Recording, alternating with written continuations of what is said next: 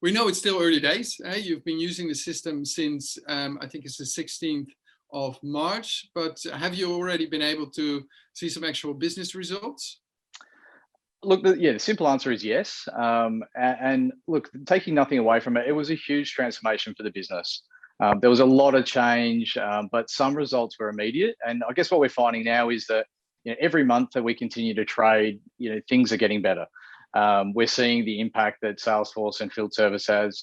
The simple ones, I think, are probably the best, though. When you talk about technician selection, we were regularly sending incorrect technicians to service appointments. And look, not ashamed to say it. Again, as you scale with a larger team, just finding the right technician for the right job every time can be an issue. And there's zones to consider, there's skills to consider, that you've got stock, you've got equipment, you've got whether they're inducted on the site. You've also even got customer preference. So we were able to resolve that one really easily. Even the scheduling that I referred to was an instant relief for our internal team.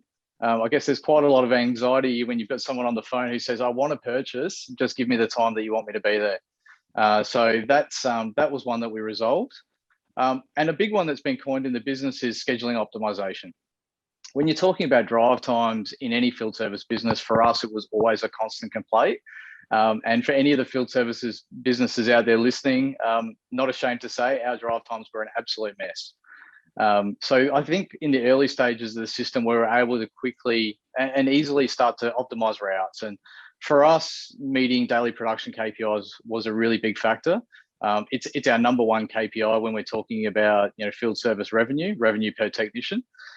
So on top of, I guess, previously poor planning and an inability to optimize the routes, they were our biggest cost killers.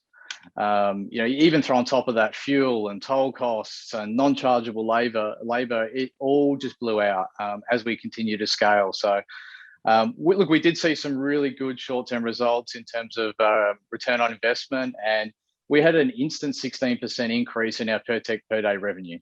That was within 3 months. We then experienced also a 22% reduction in daily technician drive time. So I think, again, anyone that knows when they're dealing with a field service team out there, they don't like long time sitting in traffic banked up. And for us, it was about getting them where they needed to go quickly and easily.